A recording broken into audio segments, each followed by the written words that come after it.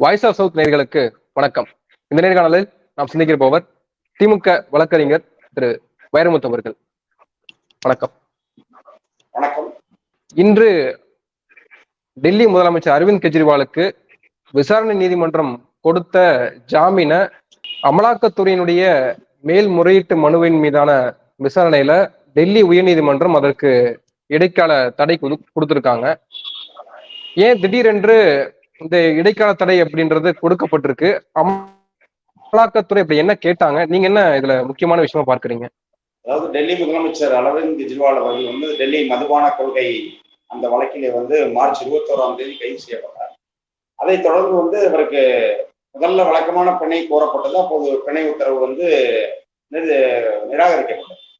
அடுத்து அவர் தேர்தலை மையப்படுத்தி அவர் ஒரு இடைக்கால பிணை கேட்டார். அது மே 10ஆம் தேதி அந்த இடைக்கால பிணை அளிக்கப்பட்டு ஜூன் 1ஆம் தேதி வரைக்கும் அவருக்கு பிணை அளிக்கப்பட்டது. அந்த பிணையில் அவர் பரப்புரைகளில் ஈடுபட்ட பிறகு ஜூன் 2ஆம் தேதி அவர் மீண்டும் சிறைக்கு சென்று விட்டார். சிறைக்கு சென்ற பிறகு அவர் என்ன பண்றாருன்னா, ஒரு மருத்துவ காரணங்களை சொல்லி அதற்காக ஒரு பிணை மனுவை தாக்கல் செய்தார். பெயில் ஃபார் மெடிக்கல் ரீசன்ஸ் அப்படின்னு சொல்லி அவர் அந்த இதை தாக்கல் பண்ணும்போது அந்த மனுவும் ஜூன் 5ஆம் தேதி அந்த விசாரணை நீதிமன்றமான ரோஸ் அவென்யூ சிறப்பு நீதிமன்றம் நிராகரித்துவிட்டது. அப்போ அதன் பிறகு மீண்டும் ஒரு வழக்கமான பிணை மனுவை தாக்கல் செய்கிறார். அந்த வழக்கமான பிணை மனு ரோஸ் அவென்யூ சிறப்பு நீதிமன்றத்தினுடைய நீதிபதி நியப் பந்து அவர்களின் முன்பாக விசாரணைக்கு வந்தது. அதுல நீதியரசர் அமலாக்கத்துறையினுடைய வாதங்களை கேட்டு அதே போல அரவிந்த் கெஜ்ரிவால் தரப்பு வாதங்களையும் கேட்ட பிறகு அவங்களுக்கு என்ன பண்றாருன்னா, ஒரு நேற்றைய தினம் 1 லட்சம் ரூபாய் பிணை தொகை கொடுக்கப்பட வேண்டும், அதற்கு ஒரு பத்திரம், ஜாமீன் பத்திரம் நிறைவேற்றப்பட வேண்டும் என்ற நிபந்தனையின் கீழ் அவருக்கு பிணை வழங்குது. அப்படி பிணை வழங்கும் பொழுதே உடனடியாக ரோஸ் அவென்யூ நீதிமன்றத்தினுடைய நீதிபதி நியப் பிந்து முன்பாக இடியினுடைய அமலாக்கத்துறையினுடைய வழக்கறிஞர் ஜொஹோப் ஹுசைன் என்ன கேட்கிறாருன்னா, இதை ஒரு 48 மணி நேரம் நிறுத்தி வைக்கணும் அப்படின்னு சொல்லி கேட்கிறாரு. இந்த ஜாமீன் பத்திரம் நிறைவேற்றுவதை 48 மணி நேரம், அதாவது 2 நாட்களுக்கு நிறுத்தி வைக்க வேண்டும் அப்படின்ற ஒரு கோரிக்கையை அவர் வைக்கிறார். அப்போது நீதிபதி அந்த கோரிக்கையை மறுத்து விட்டு இன்றைய தினம், அதாவது ஜூன் 21ஆம் தேதி ஜாமீன் பத்திரம் நிறைவேற்றப்பட வேண்டும், அவர் உடனடியாக விடுதலை செய்யப்படணும் உத்தரவு பிறப்பிச்சார். ஆக உடனடியாக அவங்க என்ன பண்றாங்கன்னா, இன்று காலை டெல்லி உயர் நீதிமன்றத்தில் அமலாக்கத்துறை ஒரு வழக்கை தொடரும். அந்த வழக்கு என்ன அப்படின்னா, அந்த மாதிரி அவருக்கு ரோஸ் அவென்யூ நீதிமன்றம் வழங்கிய அந்த பிணை தவறு அப்படின்னு சொல்லி வாதம் வழக்கு தாக்கல் செய்யப்படுகிறது. அது 2 நீதிபதிகள் அடங்கிய அமர்வுல விசாரணைக்கு வருது. சுதீர் குமார் ஜெயின், அதே போல ரவீந்திர துடேஜா அப்படிங்கிற ஒரு 2 நீதியரசர்களுடைய முன்பாக அது விசாரணைக்கு வருகிறது. பிற்பகலுக்கு ஒத்திவைக்கப்பட்டது. பிற்பகலில் விசாரணை நடைபெற்றது.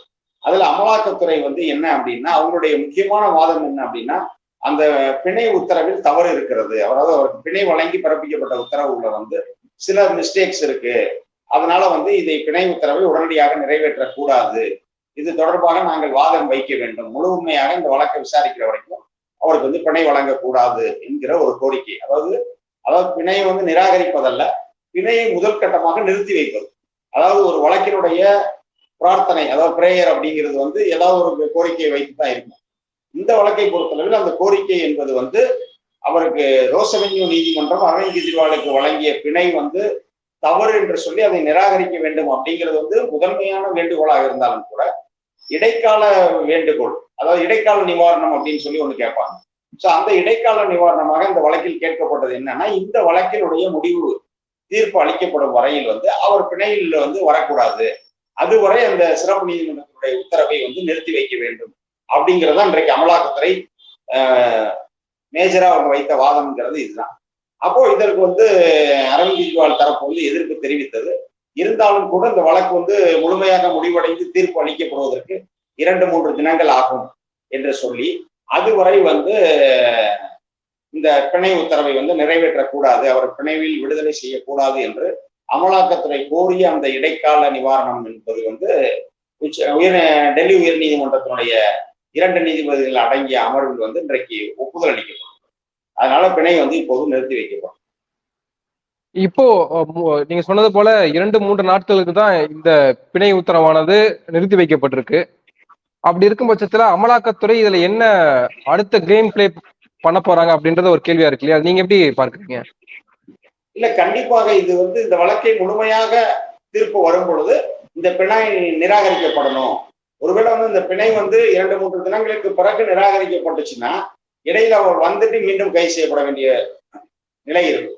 ஆனால் அதை நடந்து விடக்கூடாது, அவர் வெளியவே வந்துடக்கூடாது அப்படிங்கிற ஒரு முயற்சியாக தான் நம்ம பார்க்க வேண்டியிருக்கிறது. இன்னொன்று வந்து இது நேற்றைய தினம் வந்து அந்த உத்தரவு பிறப்பிக்கப்பட்ட உடனேயே இடியினுடைய வழக்கறிஞர் இதை இந்த உத்தரவை நிறைவேற்றுவதற்கு 48 மணி நேரம் வந்து அந்த உத்தரவை ஒத்திவைக்க வேண்டும், அதாவது அது நிறைவேற்றப்படுவதை வந்து ஒத்திவைக்க வேண்டும் அப்படின்னு கேட்டது என்னன்னா, அப்போ இவர்கள் வந்து முன்னே வந்து இந்த திட்டத்தோடு தான் இருக்கிறார்கள், அவர் விடுதலை பெற்றுவிடக் கூடாது, எப்படியாவது அவருடைய விடுதலையை வந்து தடுத்து விட வேண்டும் என்கிற நிலையில் தான் அவர்கள் இருந்திருக்கிறார்கள் அப்படிங்கிறது வந்து நேற்றைய தினம் உடனடியாக அந்த அமலாக்கத்துறையுடைய வழக்கறிஞர் வந்து நீதிமன்றத்தில் வைத்த வேண்டுகோளின் மூலமாக நம்மால் புரிந்து கொள்ள முடிகிறது. இன்னொன்று பார்த்தீங்கன்னா, இந்த இடைக்கால இவங்க கேட்ட அந்த இடைக்கால ஸ்டே தடை உத்தரவு வழங்கப்படவில்லை என்று சொன்னால் இன்றைய தினம் அவர் விடுதலை செய்யப்பட்டிருப்பார். அப்போ அந்த இடையில வந்து பாத்தீங்கன்னா சனி ஞாயிறு, அப்போ தொடர்ச்சியாக வந்து இவர் வெளியே வந்துடக்கூடாது, இவர் உள்ளே வைத்திருக்க வேண்டும் அப்படிங்கிற ஒரு முயற்சியாகத்தான் இன்றைய தினம் வழங்கப்பட்டிருக்கக்கூடிய இடைக்கால தடை முயற்சியை நம்ம பார்க்கணும். ஏன்னா வந்து இப்போ ஒன்று இந்த உயர் நீதிமன்றத்தில் இருக்கக்கூடிய அந்த 2 நீதிபதிகள் அமர்வில் முழுமையாக விசாரிக்கப்பட்டு அந்த இவருக்கு பிணை வழங்கி ரோஸ் அவென்யூ நீதிமன்றம் கொடுத்த தீர்ப்பு என்பதில் எந்த தவறும் இல்லை அப்படின்னு ஒரு முடிவுக்கு வந்து இவருக்கு அளிக்கப்பட்ட பிணை சரின்னு ஒரு தீர்ப்பு போடலாம். அப்படி வந்தால் அப்போது அவர் வெளியே வந்து கொள்ளட்டும், இப்போது வருவதை நம்ம குறைந்தபட்சம் வந்து இடைக்காலமாவது தடுத்துருவோம் அப்படிங்கிற ஒரு முயற்சியில அவங்க இன்றைக்கு இறங்கி இருக்கிறார்கள். அந்த முயற்சிக்கு ஓரளவுக்கு வெற்றியும் கிடைத்திருக்கு. இப்போ நீதிமன்றத்துல நீதிபதிகள் இடி தரப்பு சொன்ன அந்த சிறப்பு விசாரணை நீதிமன்றத்துல சில தவறுகள் இருக்குது அந்த தீர்ப்புல அப்படின்னு சொல்றப்போ அந்த என்ன தவறுன்னு கூட நீதிபதிகள் கேட்கலையா அப்படின்ற ஒரு கேள்வி இருக்குல்ல? இல்ல, அதாவது இன்றைய தினம் வந்து முழுமையான விசாரணை முடிவடைந்தது போல் தெரியல. அதாவது ஒரு முழுமையான விசாரணை முடிவடைஞ்சிச்சுன்னா இவங்க இறுதி தீர்ப்பை கொடுத்திருப்பாங்க. இப்போது கொடுக்கப்பட்டிருப்பது வந்து ஒரு இடைக்கால தடை உத்தரவு தான்.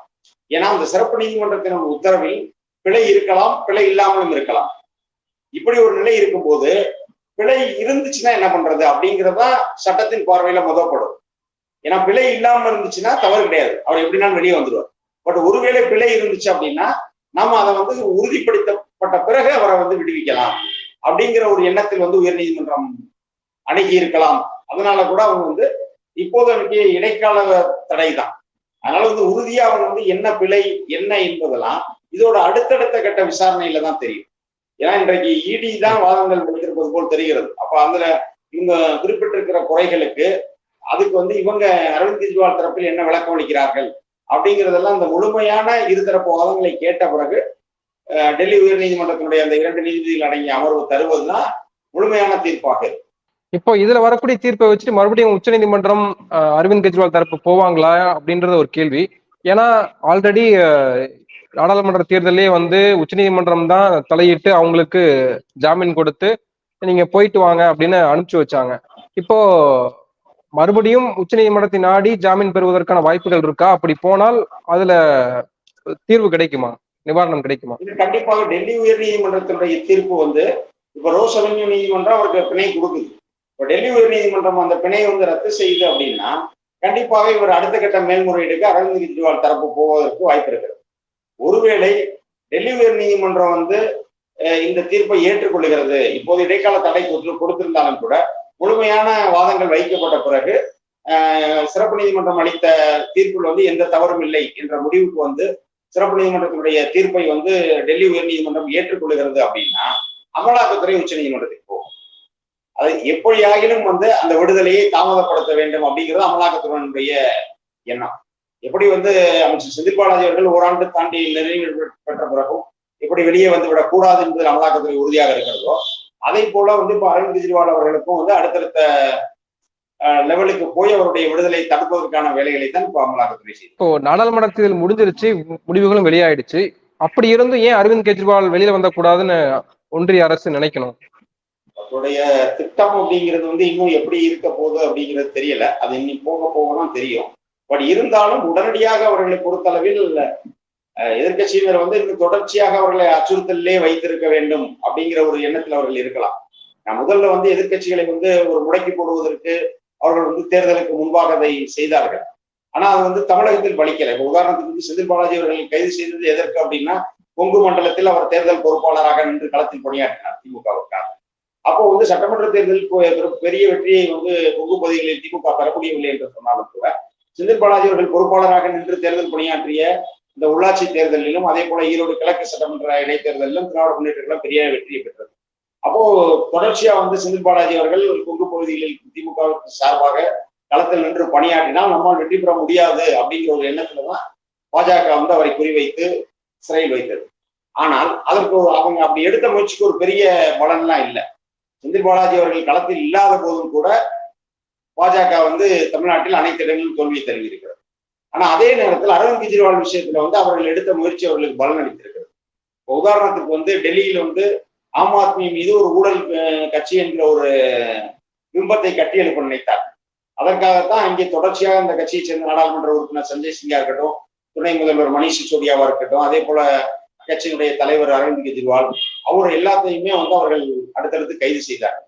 அப்போ அவர்களுக்கு மீது வந்து டெல்லி மக்கள் மீது வந்து ஒரு ஆம் ஆத்மினா ஊழல் கட்சி அப்படிங்கிற ஒரு பிம்பத்தை அவர்கள் கட்டி எழுப்ப நினைத்தார்கள். அது ஓரளவுக்கு மக்களால் நம்பப்பட்டது. அதனாலதான் ஆம் ஆத்மி காங்கிரஸ் கூட்டணி வந்து டெல்லியை பொறுத்தவரையில் அனைத்து இடங்களிலும் தோல்வியை தருகிறது. ஆக இப்படி இருக்கிற சூழலில் இன்னும் அரவிந்த் கெஜ்ரிவாலை நம்ம தொடர்ச்சியாக சிறையிலே வைத்திருந்தால் அடுத்து வரக்கூடிய டெல்லி சட்டப்பேரவை தேர்தலில் எப்படியாவது வெற்றி பெற்று டெல்லி சட்டப்பேரவையை பாஜக கைப்பற்றலாம் அப்படிங்கிற ஒரு திட்டத்தில் கூட அவர்கள் இருக்கலாம். நன்றி. நிறைய விஷயங்களை தெளிவுபடுத்திருக்கீங்க. உங்க நேரத்துக்கு மிக்க நன்றி. வாய்ப்புக்கு நன்றி. வணக்கம்.